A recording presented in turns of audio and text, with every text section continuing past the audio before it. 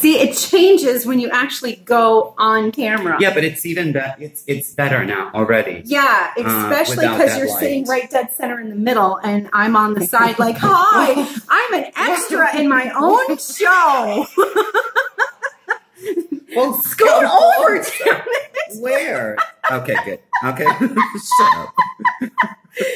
I just kind of hang out here sometimes on my own YouTube channel. Featuring Sharon. She's really an extra, but we like to give her credit. It's the we. And by we, I mean you. Oh. Which is his version of we. Everywhere we go. We. No, but this is better. Don't you think? Well, and I did tell you that lighting, when you add another person, is going to be a little bit of a challenge. No, but excluding that light. And we talked about... It's better. Yeah, and we talked about color. Because, you know, you have to have a little bit of sun on your face. No, I didn't mean it like that. I meant makeup. Naughty. Naughty. They're bad. Bad. Our audience knows us so well already. Oh, they're all like, this is why we're friends. It's also why we can't have nice things, but it's why we're friends. In the best lighting. And in the worst lighting. Who gives a crap about the lighting? I'm trying to figure out this cork action here. This is a cork, right? Yeah. Do you want to say what kind of wine it is first? Oh, yeah. Do you guys want to know what kind of wine we're sampling? Because at the essence and by the way, we should add a disclaimer. This is before any wine whatsoever. This is us. Yeah, this is just us. This is sober. Thank you for pointing that out. Right? I'm glad. Honestly, we made that kind of distinction. We can sound a little bit because special. Honestly, we're not really sure where it's going from here. Because when we do this out in public, they just see wine in front of us, and so they just see the wine part of the wine with friends, and not as much the friends part with the wine. I'm not sure that I explained that well, but. I knew what you meant. I know oddly. You knew, because you're usually there with me as my partner in crime, and that's why we draw a crowd. How many times have we shown up and we literally start like this when we're just laughing? It was before our order even arrives. All our the drink time. Or anything. It's like, oh my God. That we and go. Everybody just sees us at the bar. It's like, well, that figures. They've had a view. Nothing they're like, yet. Where is that laugh coming from? Right. And I'm like... With no wine. And then it just gets more interesting after that. Yeah, no wine. No drugs either. So don't think that either. You can pass a urine drug screen. So yeah, you just go right ahead with your bad self. Oh, but the show that you're watching is Wine with Friends. Because eventually there'll be more than just two of us here. Although Wine with you guys includes you as friends. See? See? Wine with Friends. Clever. Good recovery. You like that? Yes, I did. I just get that. Well, if we have this.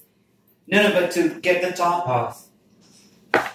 That's what she said. Where's the knife? That's not it. Oh, got it. Yeah, there you go. Do we Crocodile Dundee this? That ain't a knife. This is a knife. Ooh. I'm bringing you all my oranges and grapefruits when we're older. No, it'll be just wine diet by then. I think we all graduated to probably whiskey or better. Okay, so at the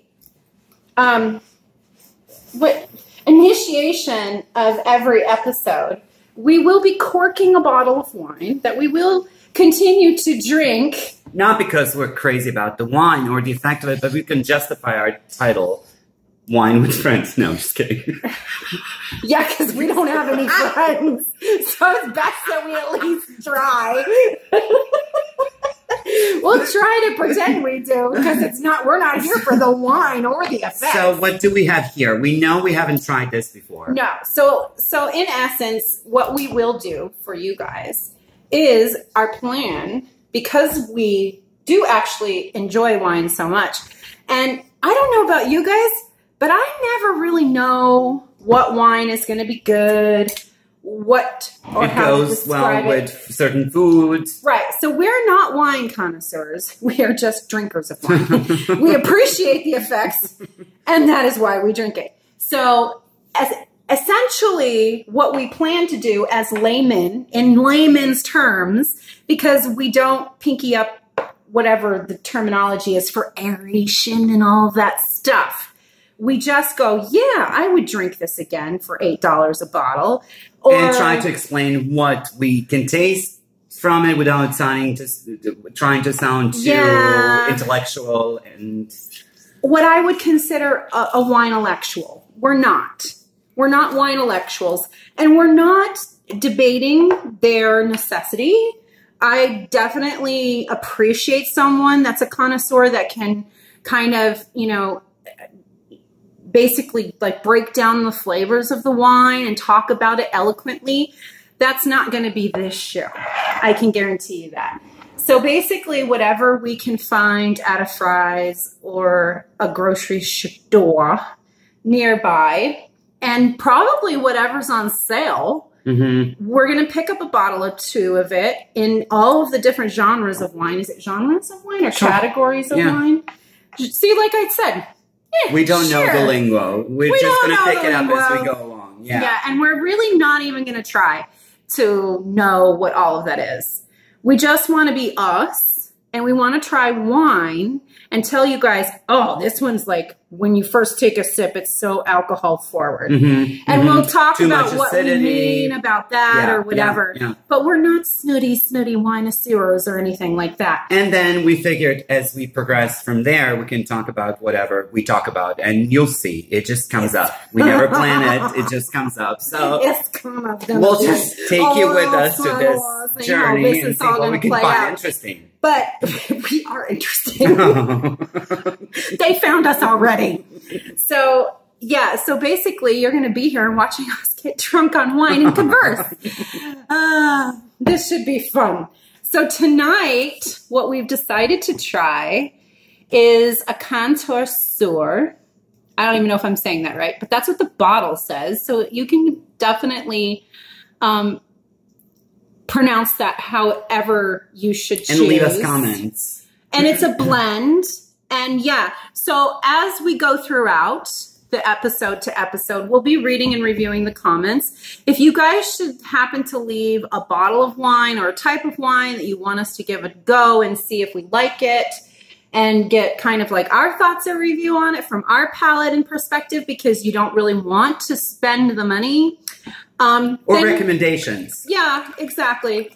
Then we'll give it a go, and then we'll talk about it on the show. But this is the one that we're trying tonight. It's from Chile, and that's really what I was kind of drawn to, because there are a couple of wines when we go out places that we've always been happy with. Very much so. And most of the blends that are from Chile tend to have that warm finish, and they're a little spicier to the palate. As far as I'm concerned, I can taste the warm spices, the pepper, and yeah, and several times, remember when we would talk to people, people would ask, and this is Duchess's, that's how I call her. Oh yeah, that's right. I'm Duchess. This is Elvis. My nickname, his actual name. But people would ask us, she's the first one that was able to correctly say, well, this is spicy. And I remember Stacy Mass once, what does that mean, spicy? Hi, I knew exactly, I knew exactly what you meant, because it's not just being a sweet or alcohol forward. There is a certain spice that you can find. And when it comes to me, I'll give you a few that I remember that have that particular spice to them. You want to try it? Yes, of course. Cheers, love. Are we doing anything fancy? Should we? Where are you going with that? I know your mind. You just did that, didn't you? I didn't say anything.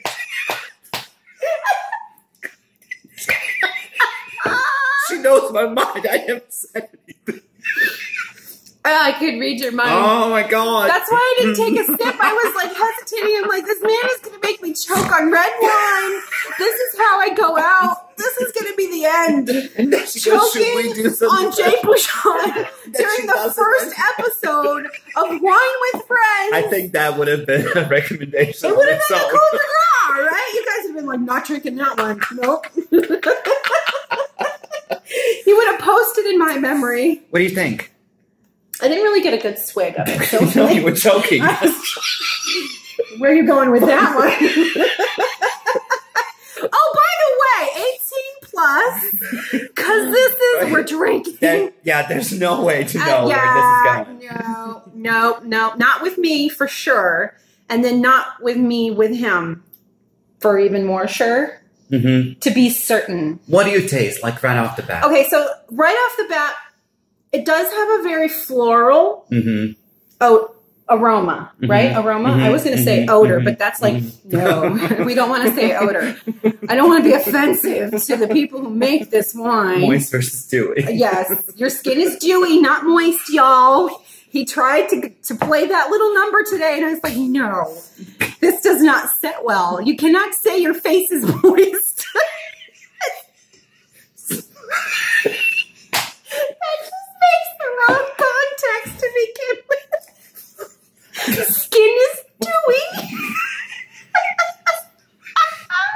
One sip, that's all we did. I think all I did was smell mine. Look at us. One sip.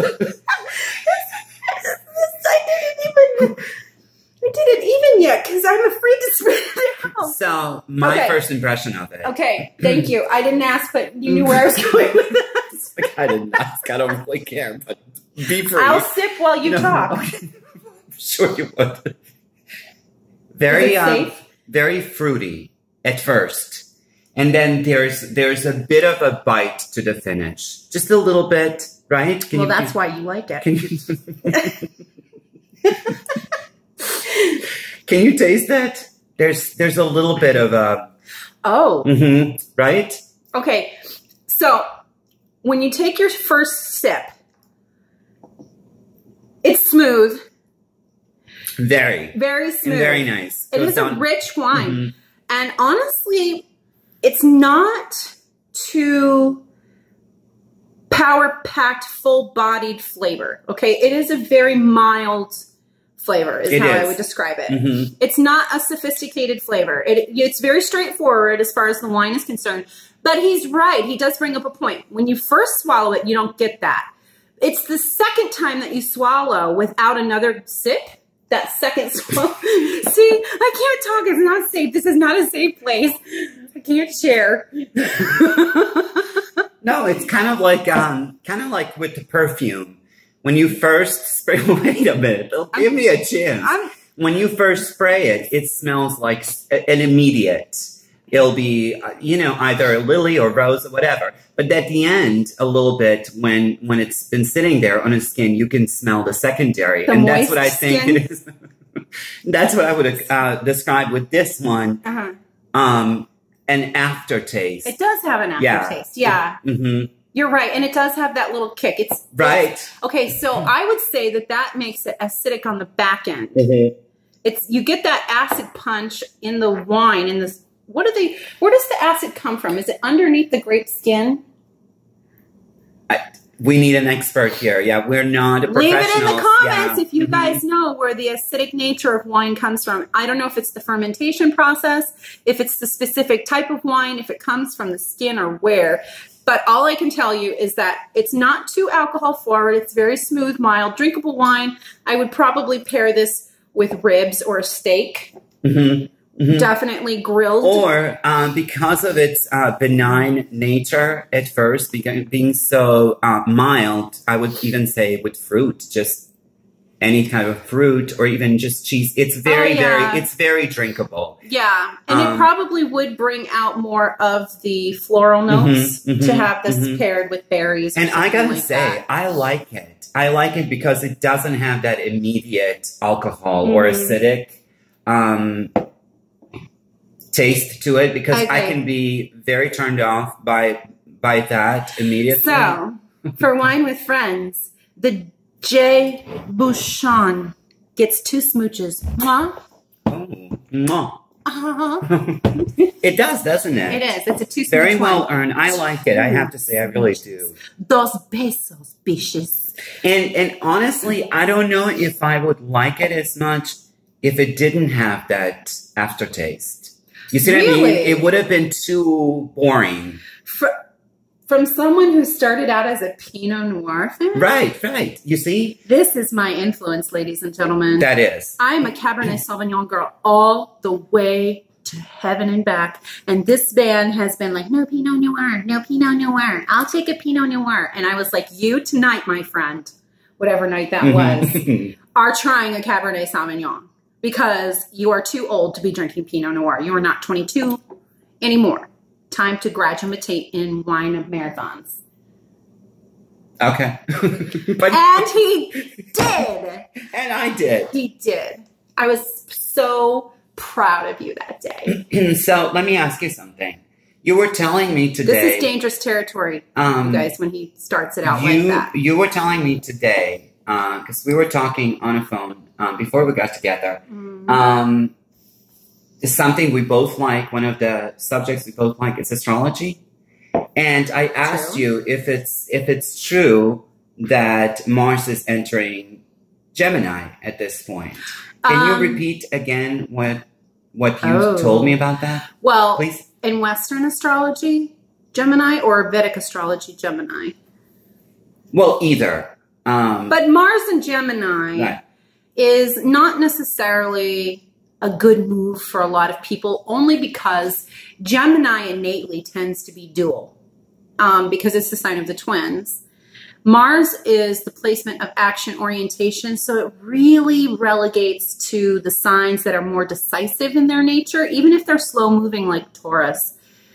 So when you have Gemini falling in Mars, you have very anxious motivations, very indecisive nature coming to the forefront, lots of pent up impulsivity because Aries is going to be like, make a decision already for God's sakes.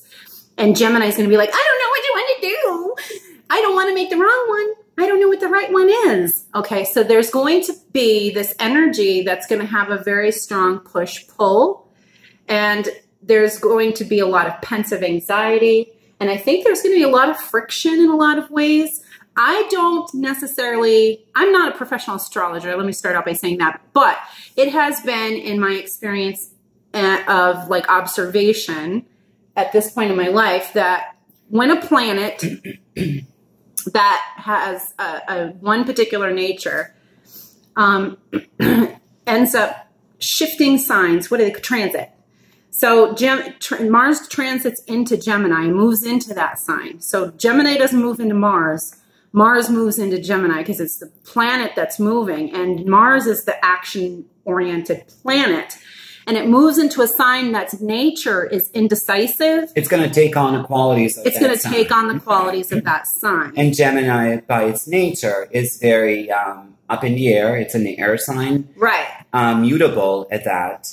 So there's a lot of push and pull on all sides of Gemini. But understand that Gemini does take action initially, but it's not to the truest nature of the desire of the Gemini. Okay, it's not going to necessarily represent the Gemini fully. It's going to be playful, banter, and sometimes provocative at that. Because Geminis really do kind of structurally embody that provocation where... Yeah, it's... if I had to describe Gemini in one, figure, it would be a court gesture. It's the joker. For sometimes very amusing, sometimes not amusing to anybody but to Gemini that's causing this. It's amusing to them. They need to have constant intellectual stimulation. Or communication right. Or communicative stimulation. Right, because it is actually, Gemini is ruled by Mercury, which is a planet of communication and intellect. But so Mars, in its own essence, is a very strong, wouldn't you say? Intense. And I would use the word yeah. intense, because Aries doesn't, it's not always strong. Like if you think about an Aries or a person that embodies the Aries qualities, they're not always strong. But they are intense. Forceful. Sometimes, yes, because it is the warrior. It is the warrior. So they do want their way, but they're also willing to go it on their own to prove that their way actually could work. I'm not sure what the planet's energy is as far as like mutable, fixed. Of what? The Mars. It's Gemini that's mutable though, right? Yeah. Okay. So Mars as an intense action-oriented planet and Gemini being a mutable dual sign of the twins, you're definitely going to have some friction. So you're going to have a very playful, because Aries is also playful and very childlike. Okay. It's the first sign in the zodiac. It's the baby of the zodiac. And, right? It's the first sign? No, third. Aries the first. I said Aries is the first. Oh, I thought you meant Gemini. No, I'm talking about Aries. Now, Gemini is also playful and can be very childlike in their nature, but I was referring to Aries because Mars... Why do I keep making that association? Because I don't know. I think it's because Mars is a ruling planet of Aries, but also of Scorpio. But let's just keep it as in Mars, that is in Gemini Mars right now. energy. Mars energy. Oh, because the sun is in Aries. Right? No. I'm just going to drink more wine because my lipstick looks good. Why don't you? When we talk about Mars, I always we associate Mars with action. Yes. How we make war. What takes us up? Not only what takes us up, but how we choose to proceed. How we punish somebody. It's a sign of our sexuality. In lack of a better term, it's an aggressive, right? It's an aggressive planet. It can be. Yeah, it can express itself very aggressively. And so we're talking about now that it's entered Gemini, Mars is in Gemini, you take all of those qualities that we just mentioned about Mars, and it's going to take a Gemini-like effect. Everything Which that we is not about. Any of those things. Right. Gemini is not aggressive. No. They're passive-aggressive. Playful. Playfully. But don't necessarily always understand why other people don't like to play in the same way. Yeah. And when enough is enough. Yeah, and why something is just not really funny. There's definitely a boundary there. But, you know, one of the greatest things that I've read about Gemini is Jack of all trades, master of none. Because they have such a short attention span. They can't ever focus on something long and they enough. lose interest before they master something. They're onto something else. They're very, very knowledgeable. You'll probably, I found this, well, maybe because my Mars is in Gemini, but I found that some of my very, very good friends, not closest, but the friends that I can speak to, you know, very, very quickly, get that kind of communication going, are Gemini. They're witty. And it can go on forever. And you know what I appreciate a lot about Geminis? And you've brought this up, because we have Gemini friends or mutual Geminis that we know. You've literally been maddened at the fact you're like, I don't even understand why you can spend so much time with that person. There's nothing deeper there. That there's no depth. And I'm like, yes, sometimes that's a great thing because they're so incredibly present in the moment and just enjoying it for what it is. It's nice to be around and spend time with someone. It can be a great lesson to somebody who's more intense. Too intense. All the time. Or past, you know, future minded all the time. So to be, when you want to have a good time and you want to have fun and you feel like being playful and boundaries and rules don't really exist in that paradigm, Gemini, I think, is really the way to go. Absolutely. Yeah. And besides that, they have one of the most most developed communication skills, which is not surprising because they're ruled by Mercury, which is a planet of communication. Now, it's important to note that not all Geminis are extroverts. Some of them are introverts, but they still have a good, rich inner dialogue. So they're still communicating within themselves if they're not extroverting and communicating externally in their environment as well.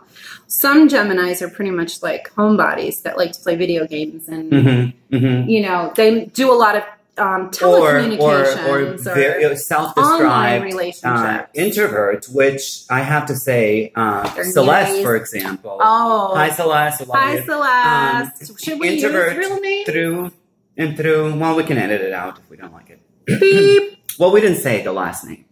But that was surprising to me because prior to she is a great example of an introverted Gemini. And she's an amazing person. Very diverse in her knowledge base, in her ability to communicate. She's views of thorough. life. She's very open-minded. And sometimes the reason why we do bring up that, you know, no boundaries can be a problem is when you're thinking freely and you're open-minded, not having any place to stop or know where your guide rails are causes you to just kind of go, blah, blah, blah, blah, and that's sometimes what happens with the Geminis, we know, is it's like, okay, you know, like I'll talk with them and I'll be like, whoa, whoa, whoa, but what do you really believe? Who are you in this situation? Reel it in a little bit and kind of close the gap. I definitely believe you can see things from all angles and all points of view. However, you do at some point have to kind of reel it in and bring it into those little guardrails or you're going to end up with nothing but gutter balls. My father was a Gemini. Yes. I had a dream about his dad one time. His dad came to me in a dream and I didn't know it was his dad until I told him the story. And he was like... Yeah. That happens to us all the time. It does. We have that weird kind of, if you've ever had like a soul connection with somebody. Yeah. Go ahead, make your point. But yeah, we definitely. Well, maybe it's a nice segue. But my father, for example, he was a Gemini. Very intellectual, very playful, very philosophical. He knew everything there is to know from any religion. We're talking about variety of religion, spirituality. He knew everything about and believed everything about ancient Egyptians to astrology, but you couldn't really pinpoint him to say what he really believed out of all of that. Because he believed all of it. Yes, and that's a great example of Gemini. And they find it very hard to whittle it down and limit. That's a good word, wouldn't you say, for Gemini? Sure. They don't like to limit themselves or it's not a good word for Gemini. Gemini won't like that word. Don't you dare say I'm limited in any way. And they're not. They're not. By and large. Nobody's telling you. But as my mom once said it. Who's a Taurus. Who's a Taurus. But she said, you know, that was exactly what drew her to him, being a Gemini, but also why after 10 years, she just couldn't she needed him to take things more seriously.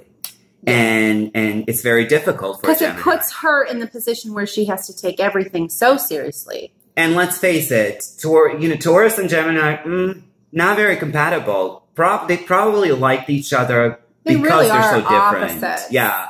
And I'm sure when they were younger, no, not in a complimentary way. Because Gemini doesn't bring the intensity that Taurus really craves. So they need water. They really do need that intensity and that connection. And they need someone who can understand their need for attention and their need to have a little bit of control. I'm going to say it. Tauruses can be a bit of control freaks. Understatement, but yes, I agree. He is a Saggy and I'm a Scorpio. My experience with Tauruses and the way that I relate to them we should say we're Moon. Oh, yeah. Well, Moon. Because as we've grown older, we're less and less our sun signs. True. I'm Leo sun. He's a Leo sun. We're less and less our sun signs, and we're actually gradually maturing more into our moon sign, which happens to be more authentically who I believe and relate to be. Well, and it makes sense, doesn't it? Because if we recognize that your moon sign is your unconscious desires, Vedic sidereal too, by the way. I'm sorry, what was that? Vedic sidereal is Saggy and Scorpio, because in Western we're something entirely different. Mine is in Western as well. You're Saggy Moon in the same? Oh, because I'm not. Yeah, mine is. I'm Virgo. Really? In Western, yeah. You're not. We've had this debate many a time, and we'll get to that.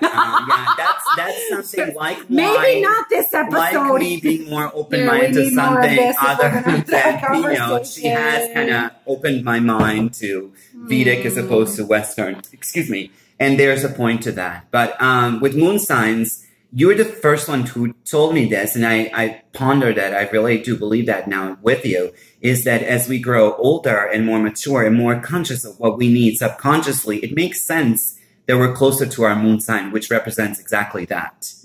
Our most intimate, most urgent desires that we need, what to make us happy. Yeah. And our most immediate emotional needs. And it can be in such a huge contrast to your sun sign that's why you will sometimes say, well, I can't relate to my sun at all. Right. And it's important that you look at your moon sign because, for example, mine is Sagittarius. It's very, very different of Leo. I love that it's Sagittarius, though. But it's very, very different of Leo, that is sun, or even more different than my rising, which is Cancer. Yeah. Oh, God. Yes. Both very controlling in their own way, but yet I have this innate need not to be controlled, right? And that's my Sagittarius. That's Sagittarius, though. Yeah. How do you keep a Saggy happy?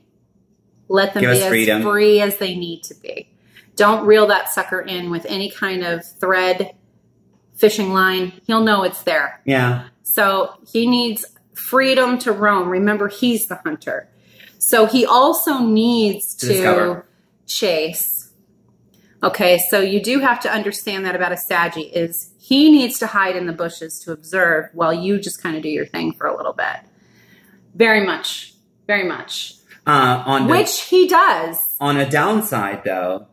That's not the downside? Okay, sure.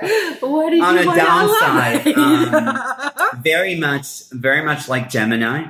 What we just talked about. His Mars is in Gemini, too. But Gemini and Sagittarius are very compatible because they share some of the qualities. For example, it's fire and air. Fire, Sagittarius, air, Gemini. And they naturally go very well together. Also both mutable. Also both playful. Intellectual. Like to learn different things. Also extremists, both of them. Yeah. And limitless. We don't like to be limited. Right. Freedom, freedom. It's very true, isn't it? But very Sagittarius. If you try to grab fire, you're going to get burned. True. And good luck trying to grab a hold of anything Gemini air. I know. On a biggest downside of both those signs, but what I definitely see in myself is Sagittarius, and I don't like, is our dislike of anything that seems like routine. Anything that makes us feel cooped up, and caged. and that's sometimes obligations.